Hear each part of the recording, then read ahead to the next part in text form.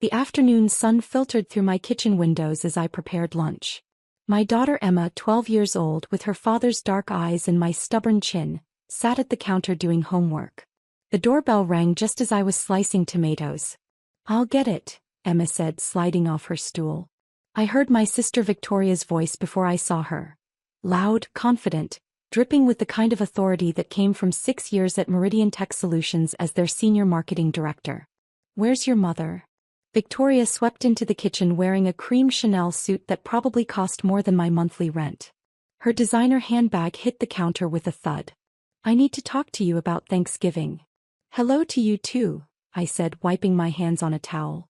Victoria ignored me, her attention fixed on her phone. "The family's coming to my place this year. I'm hosting. It's about time someone with actual standards took over." "Mom always hosts Thanksgiving," I said carefully. "Mom's getting old. Her house smells like mothballs. Mine has a professional kitchen, a dining room that seats 20, and it doesn't look like it's stuck in 1987. Victoria's eyes finally left her phone, scanning my modest kitchen with barely concealed disdain. Unlike some people's homes. Emma had returned to her homework, but I saw her shoulders tense. "So you're just announcing this?" I asked. "I'm informing you. There's a difference." Victoria pulled out a chair, then noticed something on the seat. "Is this cat hair? God, Sarah, do you ever clean?" "We don't have a cat." "Well, something's making this place look like a disaster." She sat down anyway, crossing her legs. Her shoes caught the light. Burgundy Louboutins, the red soles unmistakable. I knew those shoes. She'd posted about them on social media last week. $1,200. Victoria launched into her Thanksgiving plans. She'd hired a catering company. She'd arranged for a photographer. She'd selected a color scheme, burgundy and gold, very sophisticated, nothing tacky. Everyone would need to dress appropriately. She emphasized that last word while looking at Emma's faded jeans. "I expect everyone at 4 o'clock sharp," Victoria said. "That means you'll need to figure out transportation. I know your car is unreliable." "My car is fine. Sarah, I've seen it. It's embarrassing." She checked her phone again, typed something, then looked up. "Speaking of embarrassing, what's Emma wearing to Thanksgiving?" "I haven't thought about it yet." "Well, think about it. I'm not having her show up looking like she shops at thrift stores." Victoria's eyes landed on Emma. "No offense, honey, but your mother's fashion sense is questionable at best." Emma's pencil stopped moving. "Victoria, that's enough," I said quietly. "I'm being honest. You've always been sensitive about money, Sarah. It's not my fault you chose teaching over a real career." She stood up, smoothing her suit. "Anyway, I need to leave. I have a meeting at 4. That's when she noticed the scuff on her left shoe. Victoria's face transformed. She bent down, examining the mark like it was a personal attack. "This is unacceptable. These are brand new. I've worn them twice." "Maybe it happened on the way in," I suggested. "No, the sidewalk was clean. It was your driveway, that gravel you insist on keeping." She straightened, her expression hardening. "You know what? This is actually perfect timing." She walked over to Emma and placed the shoes on the counter in front of her. "Polish these." Emma looked up, confused. "What?" "Polish them. There's a scuff. I need it removed." Victoria's voice carried that corporate authority she used in meetings. "You can handle that, can't you?" "Victoria, she's doing homework," I said. "It'll take 5 minutes. I have shoe polish in my car." She was already heading for the door. "I'll get it. Emma, clear some space." I should have stopped her right there.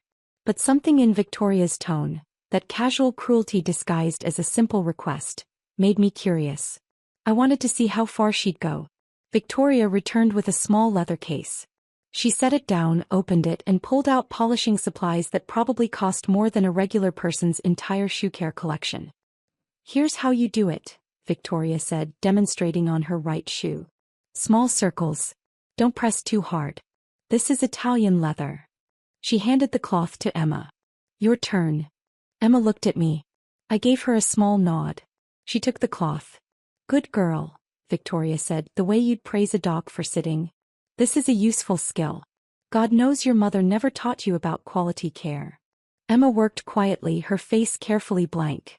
She'd learned that expression from me, the one you wear when you can't afford to show emotion. See, this is good for you, Victoria continued, leaning against the counter. Learning how to handle expensive things properly. Since you probably won't own any yourself. She laughed, a bright, careless sound. No offense, Emma, but looking at your mother's life choices, you're probably headed down the same path. Teachers don't make money. Neither do people who clean shoes. Victoria, I said, my voice level. What? I'm being realistic. Someone needs to teach her about the real world. He watched Emma work. Polish them properly. That's all you're good for right now. Might as well learn to do it well. Emma's hand trembled slightly, but she kept polishing. Victoria checked her phone. I really do need to leave soon. That meeting is with the CEO. We're discussing my promotion to VP of Marketing. It's basically guaranteed. She smiled at her reflection in the window. Some of us worked hard and made something of ourselves. I pulled out my own phone and found the contact I was looking for. My finger hovered over the call button. You know what Emma should do? Victoria said. She should consider a trade school. Not everyone's college material. There's no shame in being a hairdresser or a maid. Someone has to do those jobs. I pressed call. The phone rang twice before she picked up. Sarah? Long time. Hi, Jessica, I said quietly. Are you busy? Victoria's head snapped up at the name. Jessica Park had been my college roommate. She'd gone into tech after graduation, climbed fast and hard. We'd stayed close but quietly. Jessica didn't like publicity. Never too busy for you, Jessica said warmly. What's up? I'm here with my sister Victoria. She works at Meridian Tech Solutions. Boss. Victoria Chin? Senior Marketing Director. That's her. Another pause, longer this time. Is everything okay? She's been telling my daughter about her upcoming promotion to VP of Marketing. The silence on the other end stretched. When Jessica spoke again, her voice had changed. Sarah, I need to ask you something. Has Victoria done something? I watched my sister's face drain of color as she recognized Jessica's name. Everyone at Meridian knew Jessica Park. He was the founder and CEO. She'd started the company 7 years ago in her garage, and now it was worth $800 million. She's having Emma polish her shoes, I said simply. She told her that's all she's good for. Your 12-year-old Emma? Yes. I heard Jessica take a breath. Can you put me on speaker? I did. You're on. Victoria Chin. Jessica's voice filled my kitchen, crisp and professional. This is Jessica Park. I'm going to ask you one question and I want a truthful answer. Did you tell a child that polishing shoes is all she's good for? Victoria's mouth opened. No sound came out. Answer me. She's my niece. I was just. Did you or did you not say those words? Victoria's eyes found mine, desperate. It was a joke. I didn't mean. Sarah has never asked me for anything, Jessica said. Not once in 15 years. Not when she was struggling after her divorce. Not when her daughter needed braces. Not when her school cut funding and she was buying classroom supplies with her own money. She's never once used our friendship for personal gain. Her voice hardened. So when she calls me to tell me one of my employees is abusing her daughter, I listen. Jessica, please, I didn't know.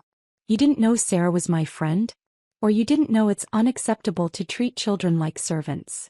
Jessica's tone could have frozen water. Let me be clear about something. Sarah and I met freshman year. We were roommates for 4 years. He helped me code my first website. She proofread my business plan. She believed in me when venture capitalists laughed me out of their offices. Victoria had gone completely pale. When I started Meridian, Sarah was the first person I told. She celebrated with me. He's been to my house. She knows my family. She's one of my closest friends. Jessica paused. And you just humiliated her daughter in front of her. I'm sorry. I'm so sorry. Here's what's going to happen, Jessica said. You're going to apologize to Emma. A real apology. Then you're going to leave Sarah's house. Tomorrow morning you're going to come to my office at 8. We're going to have a conversation about professional conduct and corporate values. The promotion. What promotion? Jessica's voice was ice. Victoria, you were being considered for VP of Marketing. We're being. That consideration ended the moment you told a child she's only good for polishing shoes. Victoria's expensive handbag slipped from her fingers and hit the floor. But beyond that, we're going to discuss whether someone who treats children this way should hold any leadership position at my company, Jessica continued. I built Meridian on values of respect, dignity, and equality. You just demonstrated you have none of those. Please, I need this job. I have a mortgage. You have a mortgage on a house with a professional kitchen and a dining room that seats 20, I said quietly. You told me that 15 minutes ago. Jessica's voice softened slightly. Sarah, I'm sorry you had to call me about this. Emma, sweetheart, are you there? Yes, Emma said, her voice small. You are brilliant and capable and kind. What Victoria said to you is not true and never will be true. Do you understand me? Yes, ma'am. Good. Sarah, I'll call you later. Victoria, 8 o'clock tomorrow. Don't be late. Jessica hung up. The silence in my kitchen was absolute. Victoria stood frozen, her perfect suit suddenly looking like a costume. Emma still held the polishing cloth.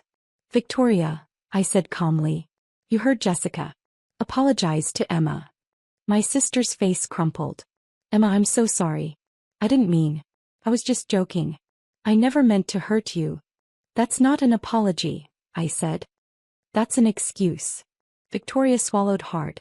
Emma, I'm sorry I said those things to you. I'm sorry I made you polish my shoes. I'm sorry I was cruel. You deserved better. Emma nodded slowly. I'll leave, I said. Victoria grabbed her bag, her shoes forgotten on the counter. She walked to the door, then turned back. Sarah, I didn't know. You didn't know Jessica was my friend. But you did know Emma was your niece. You did know she was 12 years old. You did know she was doing homework. Kept my voice level. You knew all of that and you decided to humiliate her anyway. That's the part that matters. Victoria left without another word. Her car started in the driveway, gravel crunching under expensive tires. Emma was still sitting at the counter, the polishing cloth in her hands.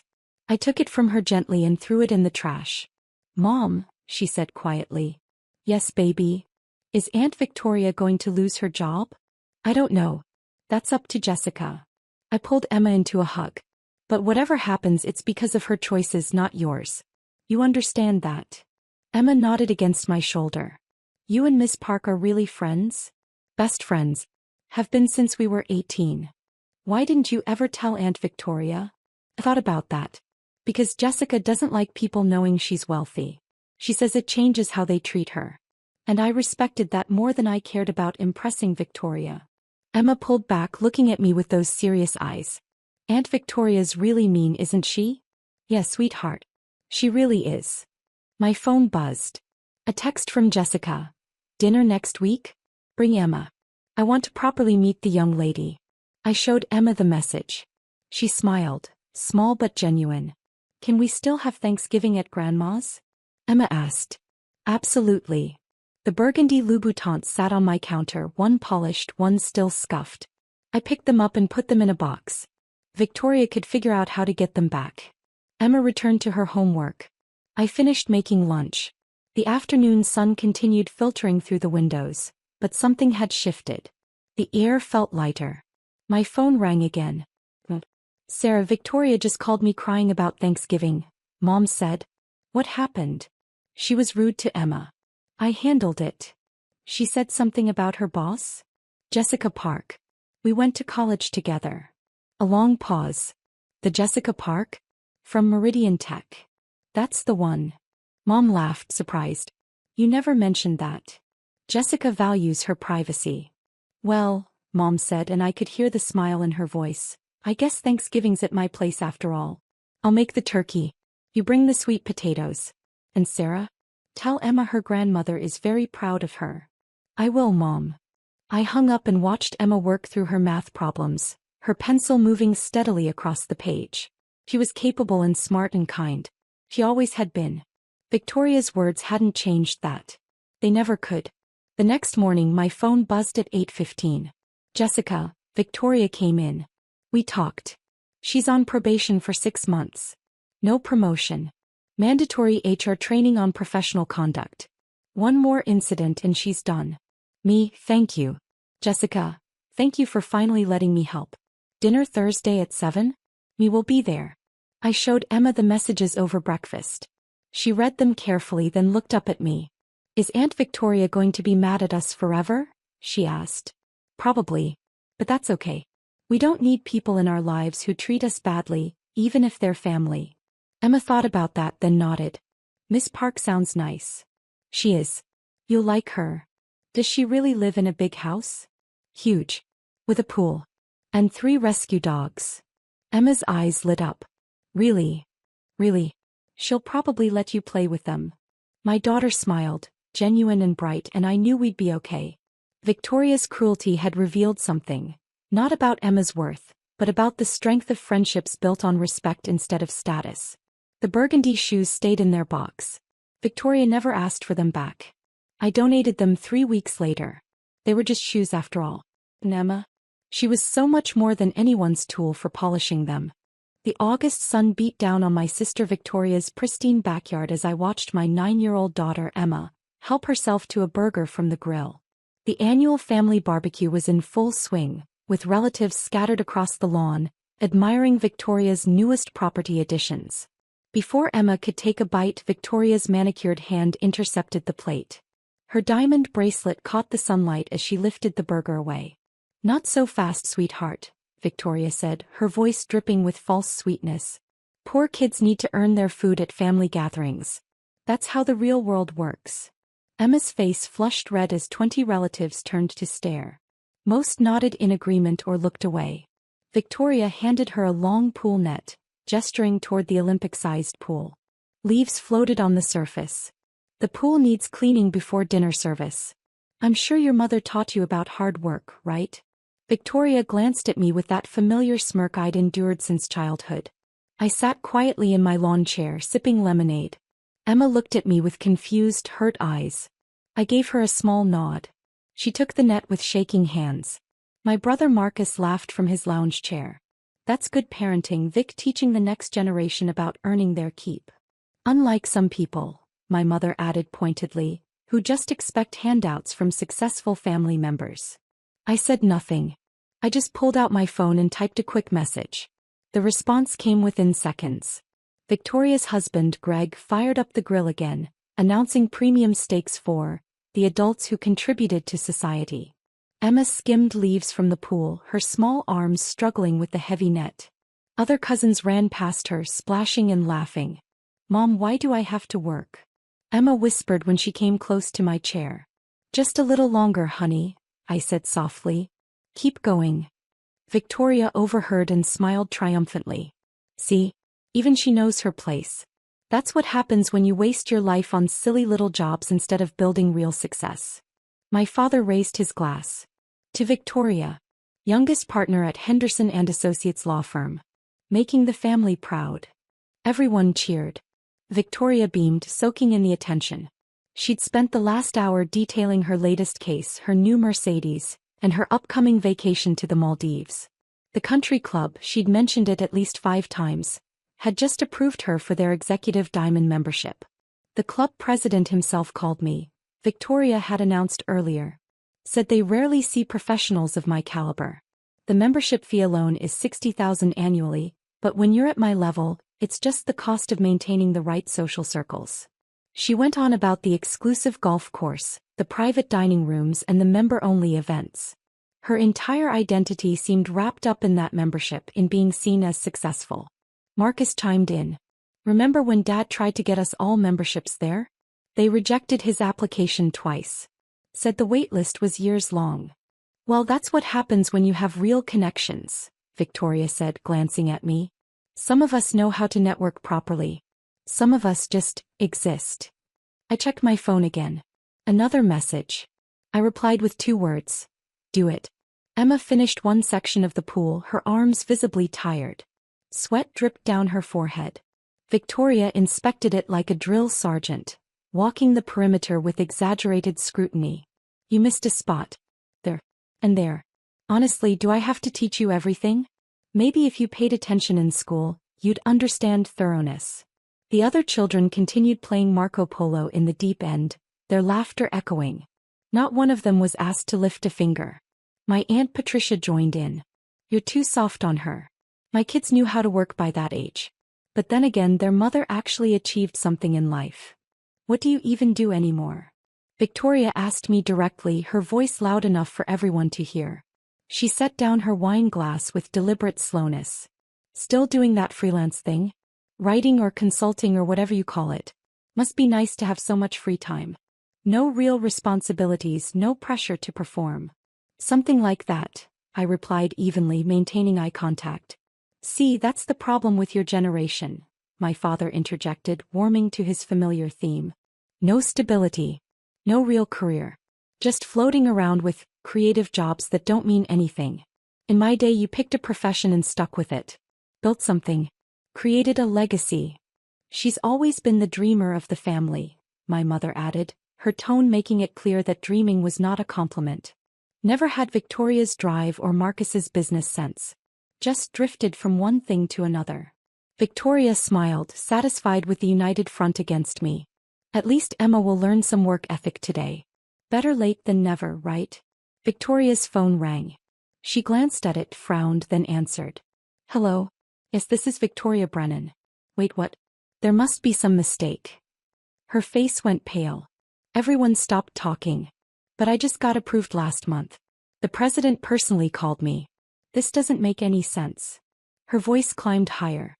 What do you mean my membership is under review? She pulled the phone away from her ear, staring at it in disbelief. They hung up on me. Who was that? Greg asked. The country club. They said my membership has been revoked pending a board review.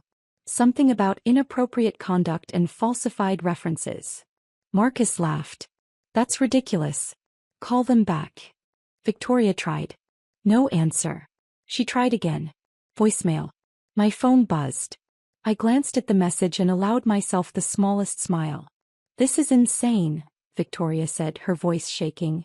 I have a dinner reservation there tomorrow night with the Henderson senior partners. This could ruin everything. Maybe it's a clerical error, my mother suggested. Victoria's phone rang again. A different number. She answered immediately. Hello? Yes, this is she. What? No, that's not. I never. She lowered the phone slowly. That was the club's head of membership. He said the board received a complaint about my conduct. Something about mistreating service workers and demonstrating behavior unbecoming of the club's values. All eyes turned to me. I continued sipping my lemonade. Did you? Victoria started, but her phone rang again. This time it was a text message. She read it and tears started forming. They're demanding I return my membership credentials immediately. They've already notified Henderson and Associates about the situation. Why would they contact your firm? Greg asked. Because, Victoria's voice broke. They said the complaint came from someone with significant influence. Someone whose recommendation carries more weight than mine. Someone who, she looked directly at me. Who is this person? I stood up slowly, walked to Emma and took the pool net from her trembling hands. Go get your burger, sweetheart. Get two if you want. Wait, Marcus said. What's going on? My phone rang. I answered on speaker. Hello, James. All taken care of, a distinguished voice said. I've spoken to the board personally. Mrs. Brennan's membership has been permanently revoked. I also took the liberty of mentioning the situation to my colleague at Henderson and Associates. He was quite disturbed to hear about her conduct. Thank you, James. I appreciate you handling this so quickly. Anything for you. Your legal consultation saved our club from a $50 million lawsuit 2 years ago. We don't forget that. Besides, the club's code of conduct is clear. We don't tolerate members who demean others, especially children. I ended the call. The backyard was silent except for the hum of the pool filter. James. Victoria whispered. James Morrison? The country club president. Former client, I said simply. I handled a major litigation case for the club. A property dispute with the city. Took me 18 months, but we won. James has been grateful ever since. You're a lawyer? My father said. Corporate litigation specialist. I've been practicing for 12 years. Freelance, as Victoria called it, because I prefer selecting my own clients rather than being beholden to a firm's politics and billing quotas. I handle complex property disputes, contract negotiations and corporate litigation for high-value clients. My retainer starts at $50,000 per case. The silence that followed was profound. Marcus's mouth hung open. My mother's wine glass tilted dangerously in her hand. But you dress so, Patricia started, gesturing at my simple sundress. Modestly, I supplied. That's intentional. I've found that not broadcasting wealth makes people reveal who they really are. It's been quite educational over the years. Marcus stood up. But you never said anything. You never mentioned.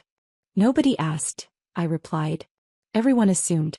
I saw no reason to correct assumptions that made you feel superior. My mother's face had gone white. The country club membership that your father applied for. I'm the one who recommended against it, I confirmed. James asked my opinion on several applications. I told him Dad wasn't a good fit for the club's culture. I was protecting the club from exactly the kind of behavior I witnessed today. Victoria was crying openly now. You ruined my career. Henderson will fire me over this. No, I said calmly. You ruined your own career by demonstrating who you really are. I simply made sure the right people knew about it. Greg tried to salvage the situation. Look, maybe we all overreacted. It's just family stuff, right? Teasing. You made my 9-year-old daughter clean your pool while other children played. You called her poor. You made her earn food at a family gathering. That's not teasing. That's cruelty. Emma stood beside me now, burger in hand, watching her aunt with wide eyes. My phone buzzed again. I read the message aloud. James says the club's board has also decided to review all membership applications from your law firm. Apparently, Henderson and Associates has several partners who are members. They're concerned about the firm's culture if this is how their junior partners behave. Victoria collapsed into a chair, her makeup starting to run. You've destroyed everything. My reputation, my career, my social standing. All because of a stupid joke. This is cruel. Not a joke, I said steadily. A choice. You chose to humiliate a child to feel powerful. You chose to make her clean your pool like a servant while your children played. I chose to show you what real power looks like. Greg stepped forward, his face flushed. This affects me too. Our social circle, our connections. Then you should have stopped your wife from bullying a 9-year-old, I replied. But you didn't. You stood there and did nothing. Patricia stood up. This is excessive. She's your sister. And Emma is my daughter. Which relationship do you think matters more to me? My father tried a different approach. Surely we can work this out. Family doesn't destroy family over one incident. This wasn't one incident, I said quietly. This was 20 years of incidents. 20 years of being dismissed, mocked, and treated as lesser. I tolerated it when it was just me. But the moment you extended that treatment to my child, you crossed a line. Victoria looked up at me with red eyes. What do you want? An apology? Fine. I'm sorry. Oh, I'm sorry. They're happy. I don't want anything, I said. I just wanted you to understand that the person you've been dismissing your entire life had the power to change yours with a single phone call. And now you know. Marcus tried one more time. Come on. Let's all calm down. Victoria will apologize properly. We'll have a nice dinner. Everything will go back to normal. Normal. I picked up Emma's hand. Normal was my daughter being treated like hired help at a family gathering. I'm not interested in normal anymore. I walked toward the gate, Emma beside me. Behind us, chaos erupted. Victoria was calling the club Henderson and Associates, anyone who might help. My parents were arguing about whether to support her or try to reconcile with me. Greg was calculating the financial damage. As we reached my car, Emma looked up at me. Mom, are you really a lawyer? Yes, baby. A really good one. Why didn't you tell them before? I buckled her seat belt. Because watching them underestimate me gave me a strategic advantage. In law, we call that leverage. What happens now? Now we go home. And you never have to clean anyone's pool again.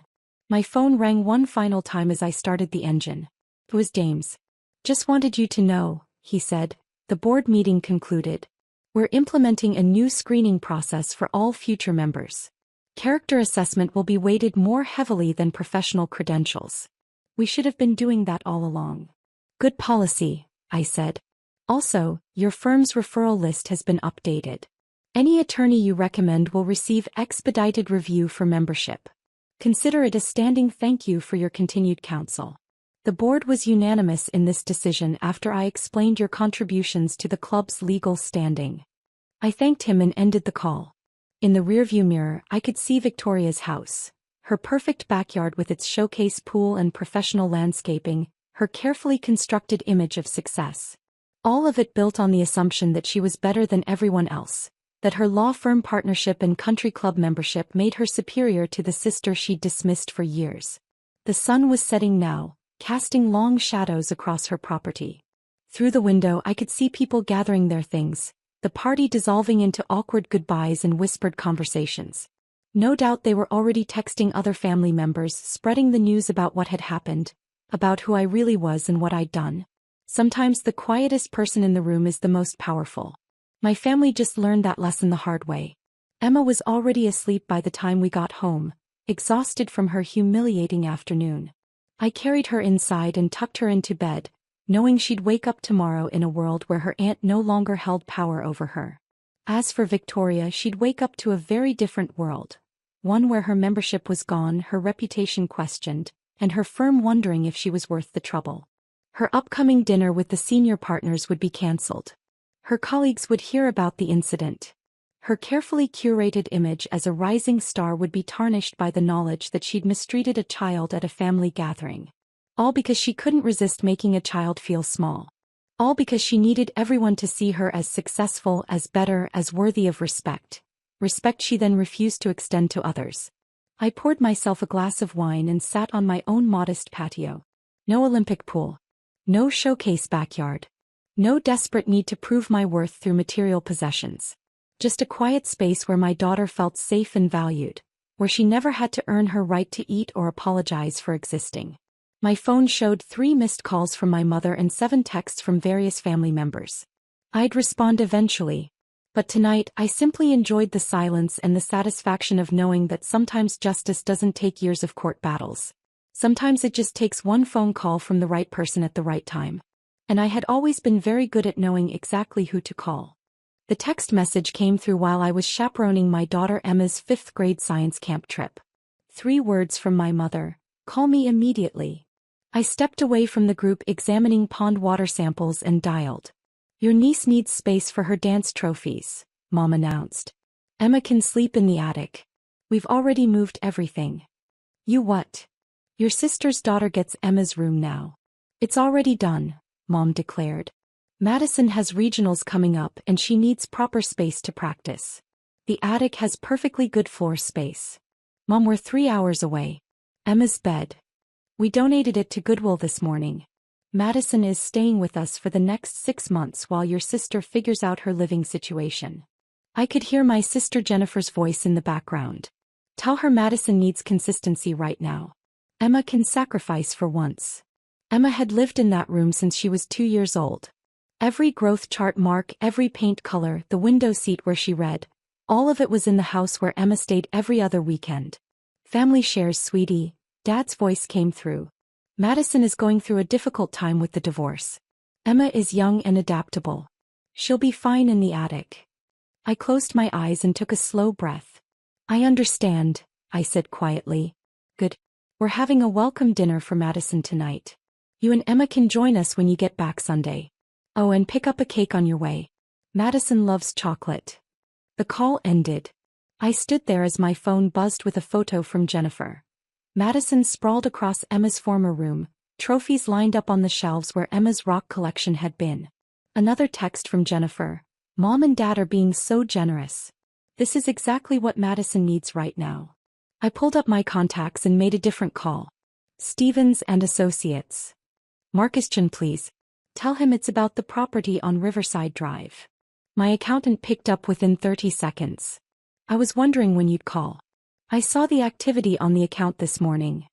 What activity? Your parents withdrew $15,000 for renovations. New flooring for the bedroom. They used the emergency access you'd set up. I watched a dragonfly hover over the pond.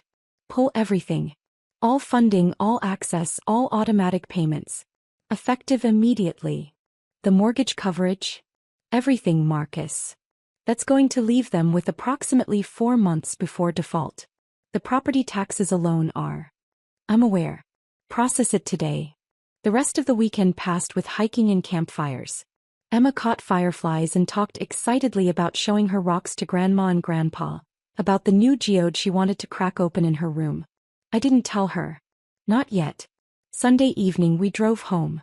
My phone buzzed continuously. I ignored it until we pulled into our driveway. 17 missed calls. 12 from my mother, 5 from my father.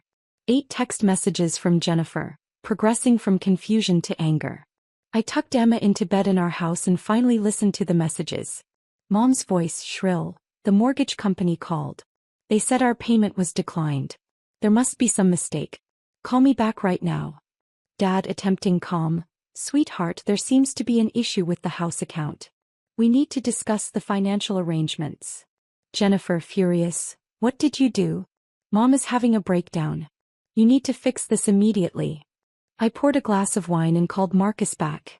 How much exactly? I asked. You've been covering their mortgage for 7 years. That's $4,000 monthly. Property taxes quarterly, another $6,000 per installment. The renovation loan they took out 3 years ago. You've been covering that payment too. $1,500 monthly. Homeowners insurance, HOA fees, the roof repair last year, the HVAC replacement. He paused. Conservative estimate? You've put about $400,000 into that property over the past 7 years. And they think. Based on the conversations I've had with your father in the past, he believes his pension and your mother's part-time bookkeeping business cover everything. They have no idea the house would have been foreclosed 6 years ago without your intervention. I swirled the wine in my glass. What about the renovations they just did? $15,000 from the emergency account, like I said. They believed it was their money. The account was set up in your father's name, but you've been the sole funding source since inception. My phone buzzed again. Mom's photo flashed on the screen. I let it go to voicemail. The next call came from a number I didn't recognize. Miss Peterson? This is Robert Caldwell from First National Bank. I'm calling about the property at 847 Riverside Drive. We've received notice that the automatic payment arrangement has been terminated. The account holders, your parents, are currently 3 months behind on. 3 months. Yes, ma'am. The automatic payments covered the arrears, but with that arrangement terminated, the full balance is now due. They're quite distressed. They were under the impression their accounts were in good standing. Because they were. When I was paying. A pause on the other end. I see. Are you willing to reinstate the payment arrangement? No. Then I'm required to inform you that foreclosure proceedings will begin in 30 days unless the arrears and the current month are paid in full. That's $18,000. I understand. Thank you for the call. I hung up and finally called my parents back. Mom answered on the first ring. Oh, thank God. There's been a terrible mistake. The bank says we're behind on the mortgage, but that's impossible. Your father's pension doesn't cover the mortgage, Mom. It never has. Silence. What are you talking about? Dad's voice came through on speaker. The house. The one you just renovated to give Emma's room away. The one where you made family decisions without consulting me. Who did you think was paying for it? Our pension and my bookkeeping income. Mom started. Covers your groceries and utilities. Barely. I've been paying the mortgage for 7 years. The property taxes. The insurance. The renovation loan you took out for the kitchen remodel. The new roof. The HVAC system. All of it. That's ridiculous, Jennifer's voice cut in. He was there too. Of course she was. Mom and Dad own that house outright. Actually, they have $280,000 remaining on a mortgage they refinanced 8 years ago, which I've been paying. $4,000 monthly. You're lying, Jennifer snapped. Call the bank. Better yet, check the account statements you've never looked at. The automatic payment source? That was my business account. The emergency fund you just used for Madison's room renovation? My money. Dad's voice came through smaller now. Why would you do that without telling us? You needed help. After the medical bills from Mom's surgery, after the refinance went wrong, you were going to lose the house. I couldn't let that happen. So I set up the payments quietly and let you keep your dignity. Then why are you stopping now? Mom's voice cracked. You gave away my daughter's room. Threw out her bed. Made major decisions about a space I've been funding without even asking me. You wanted to make unilateral family decisions? Make them with your own money. This is insane, Jennifer said. Over a bedroom? You're going to let our parents lose their house over a bedroom? No. I'm going to let them experience the consequences of their choices. You wanted Madison to have that space so badly? You fund it. The renovation costs, the mortgage, all of it. Step up. I'm going through a divorce. I don't have. Exactly. You don't have it. Neither do Mom and Dad. But you all felt entitled to make decisions about resources I was providing. We didn't know, Dad whispered. You didn't ask. 7 years of automatic payments and you never once questioned where the money came from. You just assumed you had it under control. Another call beeped through. Marcus again. I switched over. The property management company just called. Your parents listed the house with them this afternoon, trying to arrange a quick sale. They can't. You're listed as a lien holder for the unpaid property taxes you covered last year. The title isn't clear. How much are we talking about? $12,000 in liens under your name. Plus the renovation loan they don't realize is also in your name as co-signer. Another $43,000. Even if they sell, they'll need your authorization to clear the title. I switched back to my parents. You can't sell the house either. Not without my signature. The liens I've covered, the loans I've co-signed, I'm all over that title. What do you want? Dad asked quietly. I want you to understand that resources aren't unlimited just because you want them to be. I want you to recognize that you made a choice to prioritize Jennifer and Madison over Emma and me. And I want you to live with that choice using your own means. Please, Mom said. We can't afford. Neither could I actually.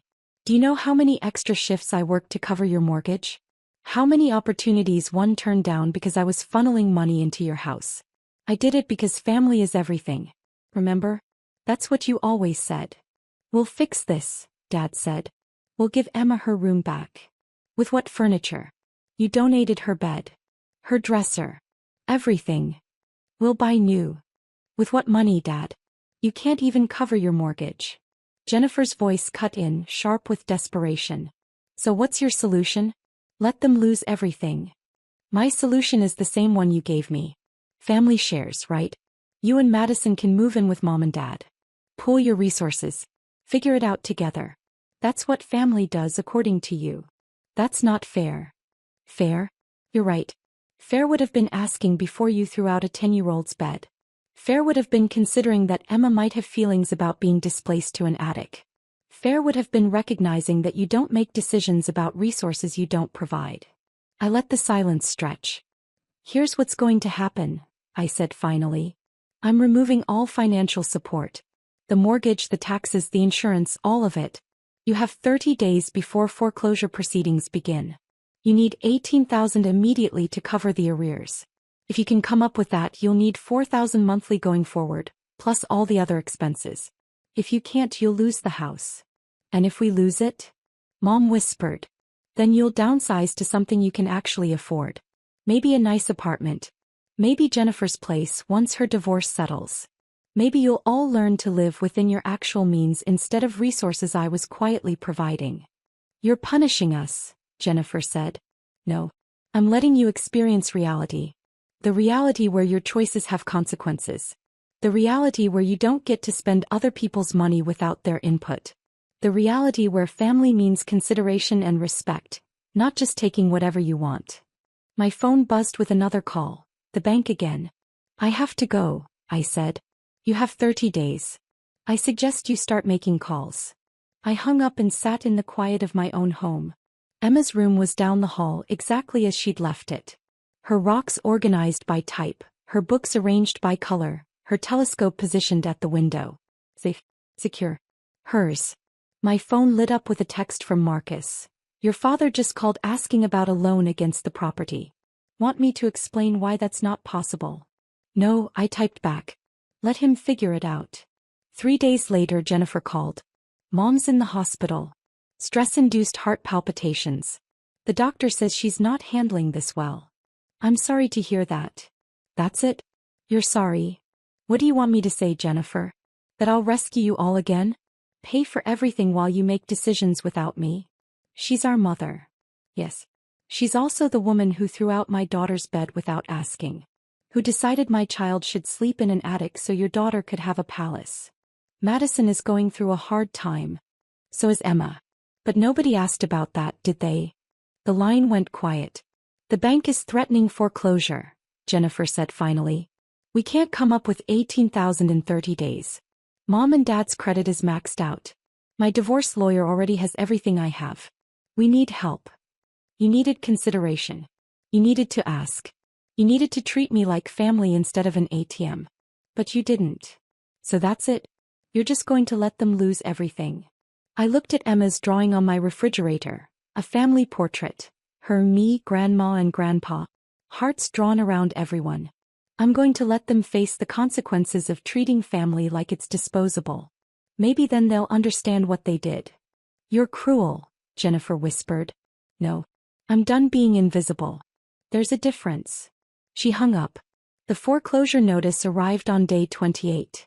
I received a copy as a lien holder. My parents called one final time. Please, Dad said simply. We were wrong.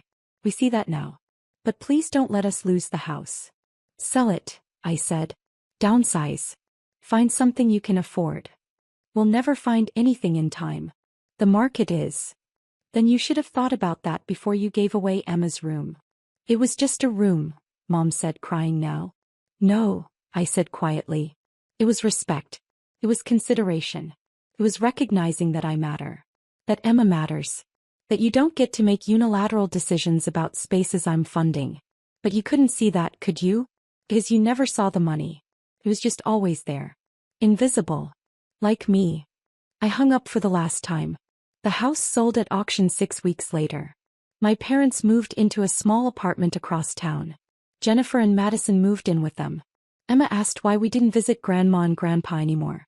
Sometimes, I told her, people need to learn that family means respecting each other. Even when it's hard. She nodded, not quite understanding but trusting me anyway. My phone sits silent now. No more frantic calls. No more demands disguised as family obligations. Just peace. And Emma's room exactly where it should be. Safe. Secure. Hers. Because family shares. But first, family has to care enough to ask. The fluorescent lights of the grocery store felt harsh against my tired eyes as I fumbled with the EBT card at the register. My daughter Emma, barely 3 years old, sat in the cart clutching a box of generic cereal we'd picked out together. The cashier swiped the card without judgment, but I still felt the familiar burn of shame creeping up my neck. Mommy, can we get the cookies next time? Emma asked, her voice small and hopeful. Maybe, sweetheart, I said, knowing next time would likely be the same as this time. Budgeting every dollar, choosing between fruit and meat, making pasta stretch across 4 dinners. Jennifer. I froze. That voice. I turned slowly to see my grandmother standing 3 feet away, her wire shopping basket hanging from her arm. She wore her Sunday coat even though it was Thursday, and her expression shifted from surprise to something I couldn't quite read. Grandma, I managed, my hand still gripping the EBT card. I didn't know you shopped here. She stepped closer, her eyes moving from my face to the card in my hand, then to Emma in the cart. I come here for their soup bones. Better prices than Safeway. He paused, studying me. Are you using food stamps, honey? The question wasn't cruel, but it landed like a slap anyway. I nodded, unable to form words. Her brow furrowed deeply. But where's the money I've been sending? The $200 every month. It should be helping with groceries at least. The floor seemed to tilt beneath my feet. What money? Grandma's face changed completely. The confusion hardened into something sharper. The checks, Jennifer. I've sent you $200 on the first of every month since Emma was born. Sometimes I add a little extra for her birthday or Christmas. My mouth went dry. Grandma, I've never received any checks from you. Not one. She reached out and gripped my arm. That's impossible. I've sent 24 of them. I have the carbon copies in my checkbook at home. The grocery store sounds faded into white noise. 24 checks. 2 years of support I never knew existed. Support that would have meant fresh vegetables instead of canned, would have meant keeping the heat on instead of bundling Emma in extra blankets, would have meant dignity instead of this plastic card in my hand. Where did you send them? I asked quietly. To your mother's address. You were staying with her when Emma was born and I just kept sending them there. She said she'd make sure you got them. The pieces clicked into place with sickening clarity. I'd moved out of my mother's house 18 months ago, scraping together rent for a tiny apartment across town. But even before that, I'd never seen a single check. I need to go, I said, my voice surprisingly steady. Can you come to Sunday dinner this week? At Mom's house. Grandma nodded slowly, understanding flickering in her eyes. I'll be there. The rest of the week passed in a blur of phone calls and documentation. The post office was my first stop the next morning, Emma in tow because I couldn't afford childcare. The clerk listened to my explanation with practiced patience. Mail forwarding or redirection requires the recipient's signature, she explained. If someone filed paperwork to redirect your mail without your knowledge, that's a federal offense. Can you check if anything was filed? I asked. She disappeared into the back office for 15 minutes. When she returned, her expression was grave. There's a forwarding order from 2 years ago filed from your mother's address, redirecting any mail for you to remain at that address even after you moved. The signature on file doesn't match your ID. My hands shook as she printed the records. Form 3575. Mail forwarding authorization. My mother's handwriting. A crude attempt at mimicking my signature. 24 months of active mail fraud. What do I do with this? I asked. You can file a complaint with the Postal Inspection Service. This is mail theft and fraud, both federal crimes. I took the papers home and spread them across my small kitchen table. That night, after putting Emma to bed, I called my grandmother. I went to the post office, I told her. Mom filed paperwork to keep redirecting my mail to her address. She's been doing it for 2 years. The silence on the other end stretched long. Finally, Grandma spoke, her voice tight with controlled anger. Bring the papers to Sunday dinner. I want to see her face when you show them. Sunday arrived cold and gray. I dressed Emma in her nicest outfit, a hand-me-down dress from a neighbor's daughter. The post office documents sat in a manila folder in my purse, along with bank statements showing my account balance never rising above $300. Evidence of struggle while my mother cashed checks meant for me. My mother's house looked the same as always. Fresh paint, manicured lawn, a new car in the driveway. All funded by her job at the medical billing company she'd always said. Looking at it now, I wondered how much of it came from money stolen from her own daughter. Jennifer. She opened the door with her usual bright smile. And Emma. Come here, sweet girl. I let her hug Emma, watching the performance. The doting grandmother, the concerned mother who occasionally slipped me a 20 and told me to budget better. Grandma arrived 10 minutes later, her jaw set in a way I recognized from childhood, the look that meant someone was in serious trouble. We gathered around the dining table. My mother had made pot roast, my childhood favorite. The irony wasn't lost on me. This looks wonderful, Patricia, Grandma said to my mother, her tone neutral. Just wanted to make something nice for family dinner, Mom replied, serving portions onto plates. We ate in tense silence. Emma chattered about her preschool, oblivious to the undercurrents. I barely tasted the food. Finally, Grandma set down her fork. Patricia, I ran into Jennifer at the grocery store on Thursday. My mother's hand paused midway to her mouth. Oh. She was using food stamps with my great-granddaughter in the cart, buying generic cereal and the cheapest cuts of meat. Times are tough for young mothers, my mother said carefully. I help when I can. That's interesting, Grandma continued, because I've been sending Jennifer $200 every month for the past 2 years, to help with exactly those expenses. The color drained from my mother's face.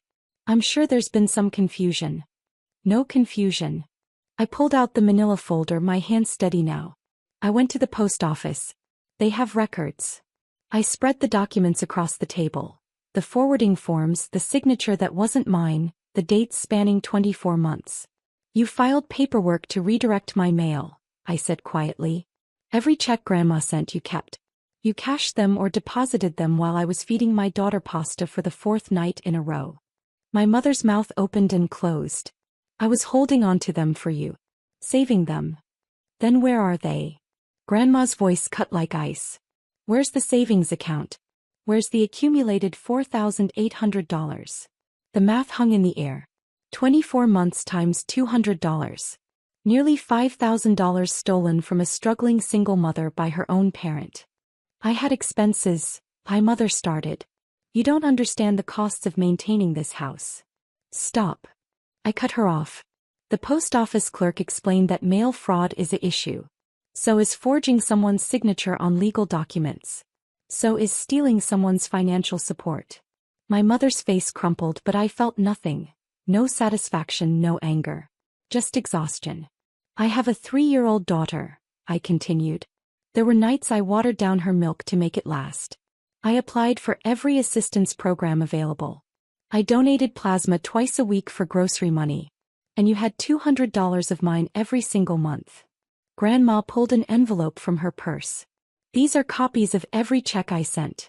My bank has records of all of them being cashed. I want to see your bank statements, Patricia. You can't just demand that, my mother protested weakly.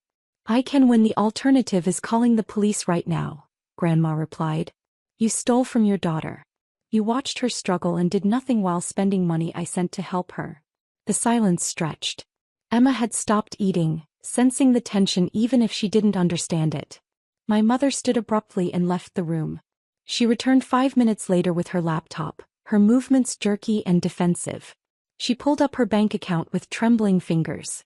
There they were, deposits of $200 regular as clockwork on the 3rd or 4th of every month. Sometimes $250. The Christmas and birthday extras Grandma had mentioned. I was going to give it to her eventually, my mother whispered. I just needed to borrow it temporarily. For 2 years. I asked. You needed to borrow it while I was on food stamps? While I was taking Emma to the free clinic because I couldn't afford a pediatrician. Grandma leaned forward. You have 2 choices, Patricia. You can write Jennifer a check for the full amount right now plus interest. Or I call the postal inspector tomorrow morning and file a federal complaint. That's extortion, my mother said. No, Grandma corrected. That's me giving you a chance to make this right before the law gets involved. Mail fraud carries up to 5 years in prison. My mother's hand shook as she reached for her checkbook. The pen scratched across the paper. $5,000. Not $4,800 but $5,000. A small penalty, Grandma called it. She tore the check out and slid it across the table to me. I picked it up, looking at the numbers that represented 2 years of struggle that didn't have to happen. I want you to know, I said softly, that I'm not cashing this and pretending everything's fine. This doesn't fix what you did. You let your granddaughter go without while stealing from her. That's who you are. Jennifer, please, my mother started. I'm not done. My voice remained level. I'm filing a report with the post office anyway. Having this check doesn't erase the issue. They need to know in case you've done this to anyone else. And you're not seeing Emma anymore. Not unsupervised, maybe not at all. I can't trust you around my daughter when you'd steal from her future. Grandma stood, picking up her purse. I'll be changing how I send Jennifer money from now on. Direct deposit into an account only she can access. And Patricia, you're not welcome at my house until you've shown genuine change. Not performative apologies. Real change. We left together, Emma between us, holding both our hands. My mother sat alone at her table, surrounded by the dinner she'd made and the family she'd betrayed. The check cleared 3 days later. I paid off 2 months of overdue utilities first. Then I bought Emma new shoes that actually fit. Fresh fruit. Real meat instead of the cheapest ground beef. I even got the cookies she'd asked for. The postal inspector called me in for an interview the following week. A woman in her 40s with kind eyes and a serious demeanor explained the investigation process. Even with restitution, the issue occurred, she said. We take mail fraud very seriously. Your mother will likely face federal charges. I understand, I said. Does that bother you? She asked gently. She's your mother. I thought about Emma's face when I'd bought her favorite cereal without checking the price. About keeping the heat at a comfortable temperature instead of 62 degrees. About the 2 years of struggle that were engineered by someone who should have protected me. She made her choices, I said. I'm just making sure there are consequences. My grandmother started coming to my apartment for dinner instead. She'd arrive with groceries, insisting she'd bought too much for just herself. The new direct deposit hit my account like clockwork, and I opened a savings account for the first time in Emma's life. 3 months later, my mother was charged with mail fraud and forgery. She took a plea deal that included restitution, probation, and community service. No prison time but a federal conviction on her record. She called once, crying and asking for forgiveness. I told her I needed time. Maybe years. Maybe forever. Because some betrayals don't heal just because someone says sorry. Some wounds are too deep, cut by the very people who should have been protecting you. I look at Emma now, playing with toys I could finally afford to buy new instead of secondhand. She doesn't remember the food stamp days. She won't grow up knowing what it's like to hear her mother cry quietly in the next room over bills. That's what my grandmother's money was supposed to prevent all along. And now finally it does. The birthday party was already in full swing when we arrived at the Riverside Country Club. Crystal chandeliers hung from vaulted ceilings, and waiters in black ties circulated with champagne for the adults. My daughter Emma, 7 years old with her hair in careful braids, wore a floral dress we'd found at a thrift store the week before. She'd fallen in love with it immediately, spinning in the dressing room mirror with pure joy. The fabric was good quality, barely worn, and it fit her perfectly. He felt like a princess. I told her she looked beautiful and I meant it. My father stood near the entrance, greeting guests with his usual commanding presence. At 62 he still carried himself like he owned every room he entered. He ran a manufacturing company, Westbrook Manufacturing, and always made sure everyone knew it. The party was for my niece Sophia, who was turning 8, and Dad had rented out an entire event space at the country club. Ice sculptures shaped like swans dominated the corners. A string quartet played classical music. The dessert table looked like it cost more than most people's monthly rent, featuring a 4-tier custom cake with edible gold leaf. "Well, well," Dad said loudly as we walked in. His voice carried across the room. "Look who came in Goodwill clothes." Emma's hand tightened in mine. Her smile faltered. My mother appeared beside him, perfectly dressed as always. "Oh, sweetie," she said to Emma, loud enough for nearby guests to hear. "Didn't your mother tell you this was a nice party?" Laughter rippled through the crowd. My brother Mark joined in, nudging his wife Jennifer. Guess not everyone got the dress code memo. He was wearing a suit that probably cost $3,000. My sister Jessica emerged from the crowd, her 5-year-old daughter dressed in what I recognized as a designer outfit from the children's boutique downtown. "Oh, Emma," Jessica said with fake sympathy. "Did you have a garage sale at your house? Is that where you found that?" More laughter. Even some of Dad's business associates were chuckling, clearly enjoying the family dynamics on display. Emma's grip on my hand tightened until her small fingers hurt mine. I opened my mouth to respond, but my husband James touched my elbow gently. He was looking at Emma, whose eyes had started to water. Then he smiled, that calm smile I'd learned to recognize over 8 years of marriage. "It's a beautiful dress, sweetheart," James said to Emma. "You look perfect." Dad snorted. "James, come on. You can afford better than thrift store clothes for your kid. What do I pay you for?" That was the thing. Dad thought he paid James. James worked as the chief financial officer at Dad's company, had for 6 years now. Dad loved reminding everyone that he'd given James a chance, despite him not having an Ivy League degree. Dad himself had gone to Princeton, something he mentioned at least once during every family gathering. He'd built Westbrook Manufacturing from the ground up 40 years ago, or so the family story went. It was his identity, his pride, his proof that he was better than everyone else. "You pay me exactly what the position is worth," James said pleasantly. "Shall we get Emma some cake?" We moved into the party. Emma stayed close to my side, quieter than usual. The other children ran around in their designer outfits. My sister-in-law Jennifer made a point of complimenting Sophia's custom-made dress, then looked meaningfully at Emma. "Some people just have different priorities," Jennifer said to the other mothers. Though I couldn't imagine not dressing my child properly for family events. I felt my jaw clench. James squeezed my hand. The gift opening came next. Sophia sat in a throne-like chair decorated with white roses while adults handed her elaborately wrapped presents. Designer toys from American Girl. The latest iPad. A complete art studio setup that must have cost over $1,000. Gift cards to expensive stores, each worth hundreds. When Emma shyly offered her gift, a craft kit we'd carefully chosen from a local art store, which Emma had personally picked out because Sophia had mentioned liking art, Dad actually laughed out loud. "How thoughtful," he said in a tone that meant the opposite. His business partner Richard stood next to him, smirking. Sophia, make sure to send a thank you note. Though maybe just a text would be fine for this one. Save the nice stationery for the real gifts. More laughter. My face burned. Emma pressed against my leg, trying to make herself smaller. I saw her bottom lip trembling. You know what your problem is? Dad directed this at me, warming to his subject now. Everyone was watching. You never learned the value of success. Look at your brother. Look at Jennifer. They understand what it means to maintain standards. Mark nodded seriously.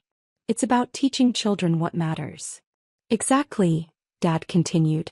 And frankly, I'm embarrassed. This is a family event. We have business associates here. What does it say that my own granddaughter shows up looking like she shops at a homeless shelter? The room went quiet. Emma was crying now, silent tears running down her cheeks. I crouched to comfort her, fury building in my chest. James pulled out his phone, still wearing that calm smile. That's interesting, he said conversationally. Speaking of family and business, I wanted to share something with everyone. He tapped his phone a few times. Around the room, phones started buzzing. The family group chat. Everyone looked down at their screens. What is this? Dad asked, frowning at his phone. That, James said, is the corporate filing from 2019. When your company almost went bankrupt. Remember that? Dad's face darkened. That's private business information. It's public record, actually. Available to any shareholder. James's voice remained pleasant, almost conversational. And as you can see there, when you were 3 months from losing everything, you had to accept an investment offer, 73% controlling interest in exchange for the capital to stay afloat. The agreement was signed on March 15, 2019, at 3:47 p.m., in the offices of Cohen & Associates downtown. You were desperate enough that you signed without even reading the full disclosure documents. My mother's eyes widened. What are you talking about? James tapped his phone again. More buzzing. That's the shareholder registry, current as of this morning. See that investment firm? Blackstone Holdings LLC. I know what my own company's ownership looks like, Dad snapped. Some investment group owns the majority. So what? I still run everything. You do run the day-to-day operations, James agreed. That was part of the arrangement. You get to stay on as president and make operational decisions. But all major financial decisions, all strategic direction, all executive compensation, that requires approval from the controlling shareholder. Mark was scrolling through his phone now, his expression confused. This says the investment firm is owned by a trust. The Westbrook Family Trust, James confirmed. Established in 2018. Want to see the trust documents? He didn't wait for an answer. More files appeared in the group chat. My sister-in-law gasped. This says, the primary beneficiary is my wife, James finished. Emma's mother. The woman you've been mocking for the past hour. The room was completely silent. Emma had stopped crying and was looking up at her father with wide eyes. Dad's face went from red to pale. That's not possible. I negotiated with some lawyers. They never said. They weren't required to disclose the beneficial owner, James said. Only the purchasing entity. My wife preferred to keep it quiet. She thought it would be better for family dynamics if you didn't know she'd saved your company. Saved. Dad's voice cracked. James pulled up another document. Your debt at the time was $8.2 million. Vendors were threatening to sue. Payroll was about to bounce. The trust paid off all your debts, invested another $3 million in modernizing your equipment, and restructured your supplier contracts. Your company is now valued at around $40 million. $40 million, my mother whispered. Of which my wife owns 73%, James said. That's roughly $29 million, give or take. Jennifer's hand went to her mouth. Mark just stared. I don't believe this, Dad said, but his voice had no strength. You're making this up. James's phone rang. He answered it on speaker. Hello. Mr. Thompson, this is David Martinez from Cohen & Associates, the lawyer said, his voice crisp and professional. You asked me to call at 3:30 regarding the Westbrook matter. I have the board resolution you requested. Thank you, David. I'm here with the family now. Can you confirm the ownership structure of Westbrook Manufacturing? Of course. According to our records and the corporate filings, Blackstone Holdings LLC owns 73% of all outstanding shares. Blackstone is wholly owned by the Westbrook Family Trust, established in Delaware for tax purposes. The primary beneficiary and trustee is Mrs. Sarah Thompson. Her husband, James Thompson, serves as the trust's financial manager and holds power of attorney for all business decisions until the secondary beneficiary reaches age 25.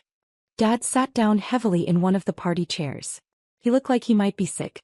His face had gone gray. "And can you confirm," James continued, "what authority the minority shareholder has regarding major business decisions?" The minority shareholder, currently Mr. Robert Westbrook, has no authority over strategic decisions, executive compensation, or financial restructuring without written approval from the majority shareholder. As outlined in the 2019 investment agreement, Mr. Westbrook serves at the pleasure of the trust and can be removed from his position by majority vote. "Thank you, David. That's all I needed." James ended the call. The silence in the room was deafening. "You've been working for your own daughter this whole time," my mother said to Dad, her voice faint. "Not exactly," James corrected. "He's been working for his granddaughter, actually. The trust is structured to transfer fully to Emma on her 25th birthday. Until then, my wife manages it on her behalf." Emma looked up at me. "I own Grandpa's company?" "You will," I told her softly. "When you're older." Dad's hands were shaking. "Why didn't you tell me?" For the first time I spoke directly to him. "Because you never asked. You assumed I was struggling. Assumed I was failing. You never once asked about my life, my investments, or where the money came from when I bought my house. You were too busy judging." "The house," Mark said slowly. "You paid cash for that house." "I did." Jennifer's expression shifted from smug to calculating. "So when you said you couldn't invest in Mark's startup?" "I said I chose not to invest," I corrected. "Because his business plan was terrible and I don't throw money away on family vanity projects." Mark flushed red. Dad was still staring at his phone. "I could have lost everything. If you'd wanted to, you could have. Could have destroyed you financially?" James finished. "Yes. At any point in the last 6 years we could have called the loans, restructured the board, or sold the company out from under you. We didn't. Because despite everything we thought family mattered." "Thought?" My mother caught the past tense. I looked at Emma, still in her beautiful thrift store dress, her face blotchy from crying. "My daughter wore this dress because she loved it. Because she felt pretty in it. Because we're teaching her that value isn't measured by price tags. And you humiliated her in front of everyone." "Sweetheart," Dad started, but I held up my hand. "James has been documenting everything," I said. "Every dismissive comment. Every joke at my expense. Every time you've undermined me in front of my daughter. We were willing to let it go. We didn't need you to know the truth. But you crossed a line today." James pulled up another document. "This is a board resolution, drafted this morning. It removes Robert Westbrook as president of Westbrook Manufacturing, effective immediately. It requires only the majority shareholder's signature." "You can't," Dad whispered. "We can," I said. "But we won't. Not yet. Consider this a warning." I picked up Emma even though she was getting too big for it. "We're leaving now. Emma, say goodbye to your cousin." "Bye, Sophia," Emma said quietly. "I hope you liked your presents." We walked toward the exit. The crowd parted in silence. "Wait," Dad called out. We stopped. "I'm sorry. I'm so sorry." I turned back. He looked older suddenly, smaller. "You're sorry you humiliated your granddaughter? Or you're sorry you found out I have power over you?" He opened his mouth. Closed it. No answer came. "That's what I thought," I said. In the car, Emma was quiet for a long time. Finally she said, "Daddy, do I really own Grandpa's company?" "You will," James said. "When you're grown up." "Will I have to be mean like Grandpa?" "No, baby," I told her. "You can be successful and kind. You can be powerful and gentle. You can wear whatever makes you happy and still be worth more than everyone in that room combined." He thought about this. "Can we go get ice cream?" James laughed. "Absolutely." As we drove away, my phone buzzed continuously. Messages from family members. Apologies. Explanations. Excuses. I turned it off. Emma fell asleep in her thrift store dress, ice cream on her chin, completely unaware that she was a millionaire. That was exactly how I wanted it. She'd learn about money and power and responsibility when she was ready. For now, she just needed to know she was loved, and that her dress was perfect. My phone buzzed one last time before I silenced it. A message from Dad. Please. We need to talk. I deleted it. He could wait. For the first time in my life, he could wait on me. Outside the car window, the city lights blurred past. Emma snored softly. James reached over and squeezed my hand. You did good, he said quietly. I squeezed back. We did good. And we had. Not just today but 6 years ago, when we'd quietly saved a failing company. When we'd let Dad keep his dignity and his title. When we'd built something valuable while he dismissed us. The difference was now he knew. Now they all knew. And that changed everything.